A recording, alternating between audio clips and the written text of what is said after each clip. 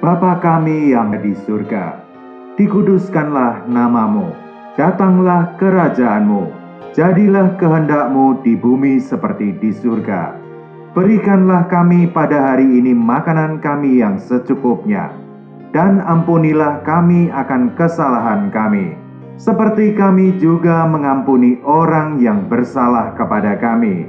Dan janganlah membawa kami ke dalam pencobaan, tetapi lepaskanlah kami daripada yang jahat.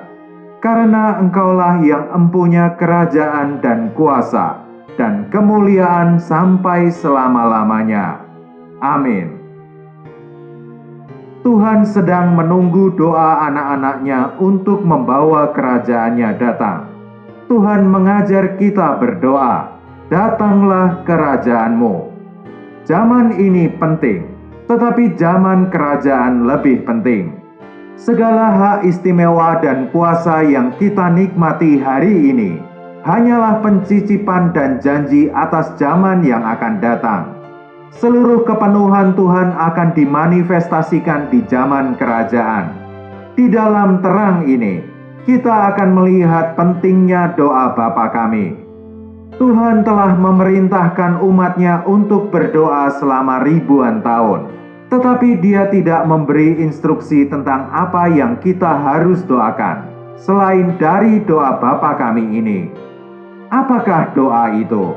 Doa yang benar dimulai dari hati Tuhan, diungkapkan ke hati manusia, dan didoakan kembali kepada Tuhan. Kemudian Tuhan menjawab doa itu. Ini bukanlah sekedar definisi. Kita harus mengerti prinsip pekerjaan Tuhan di alam semesta. Tuhan kita memiliki tujuan, dan tujuannya hanya dapat digenapkan dengan kerjasama kehendak manusia. Doa adalah satu-satunya jalan di mana kita dapat meletakkan kehendak manusia berdampingan dengan kehendak ilahi. Doa adalah melatih kehendak kita untuk menyatakan bahwa kehendak Tuhan yang terjadi. Tanpa doa, Tuhan tidak akan berbuat apapun. Dia menyatakan kehendak-Nya dan meletakkan doa di dalam hati kita, tetapi Dia menunggu respon dari hati kita. Seseorang mengatakan bahwa kuasa Tuhan itu seperti lokomotif kereta api, dan doa kita seperti rel kereta. Lokomotif kereta api itu sangat bertenaga, tetapi tidak dapat bergerak dengan baik tanpa rel kereta. Doa kita membuka jalan bagi Tuhan untuk hadir. Terdapat 3 sisi dalam doa, di mana setiap doa melibatkan seseorang yang berdoa, seseorang yang mendengarkan doa, dan seseorang yang didoakan.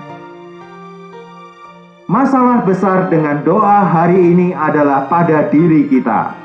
Kita hanya bertanya, apakah doa kita sesuai dengan kehendak Tuhan? Kita seharusnya bertanya, apakah itu kehendak Tuhan? Kita berdoa agar Tuhan menyatakan kehendak-Nya kepada kita, dan kita berdoa agar kehendak-Nya kembali kepadanya. Kehendak Tuhan adalah titik awalnya. Dia menyatakan kehendak-Nya kepada kita, dan kita menghendaki kehendak-Nya di dalam doa kita. Ini adalah siklusnya. Doa Bapa kami bukanlah sekedar contoh bagi kita, tetapi sebuah wahyu dari hati Tuhan. Selama ribuan tahun, Tuhan tidak memberitahu siapapun tentang apa yang dikerjakannya. Tetapi di dalam doa ini, hal itu dinyatakan. Ini adalah wahyu yang besar. Datanglah kerajaan-Mu, jadilah kehendak-Mu di bumi seperti di surga. Di surga kehendak Tuhan selalu terjadi, tetapi bagaimana dengan di bumi? Kejadian 3 memberitahu kita bahwa iblis telah diikat dengan dunia ini. Kerajaan Tuhan datang oleh bersatunya kehendak Tuhan dan kehendak manusia, di mana manusia mengalihkan kehendaknya dari kehendak memberontak milik iblis menuju kehendak Tuhan. Kerajaan adalah suatu bentuk kedaulatan Tuhan. Di mana ada kehendak ciptaan yang bersatu dengan kehendak pencipta, di sana ada kedaulatan dan otoritas Tuhan. Ketika kehendak manusia mengekspresikan kehendak Tuhan, Tuhan dapat bergerak. Dia menunggu hal ini. Kita tidak tahu berapa banyak doa yang diperlukan, tetapi perlu ada kekuatan rohani yang cukup di bumi untuk membawa kerajaan Allah datang. Kita tidak seharusnya hanya mendoakan agar kehendak Tuhan terjadi atas diri kita. Kita perlu terus maju, sehingga kita dapat berkata, "Jadilah kehendak-Mu di bumi seperti di surga." Kehendak Tuhan berhubungan dengan kerajaan-Nya. Matius 7 ayat 21 menuliskan, "Bukan setiap orang yang berseru kepadaku Tuhan, Tuhan, akan masuk ke dalam kerajaan surga, melainkan dia yang melakukan kehendak Bapa-Ku yang di surga." Segenap diri kita dan segenap yang kita miliki harus dikhususkan hanya untuk kehendak Tuhan. Hanya dengan demikian, kita dapat berdoa secara efektif untuk menyingkirkan kuasa musuh. Inilah kemenangan kita. Tuhan perlu mendapatkan orang-orang dari segala bangsa yang bertekun untuk mengalihkan zaman. Tuhan juga perlu mendapatkan orang-orang yang menyiapkan jalan bagi Tuhan melalui diri kita, kepedulian kita, dan kerajaan.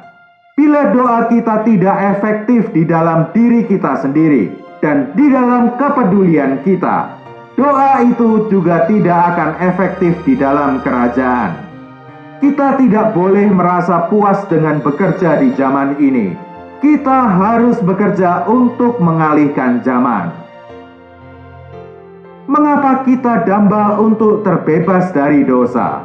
Mengapa kita damba untuk diberkati? Anak-anak Tuhan terlalu banyak direbut oleh perkara-perkara yang terlalu kecil.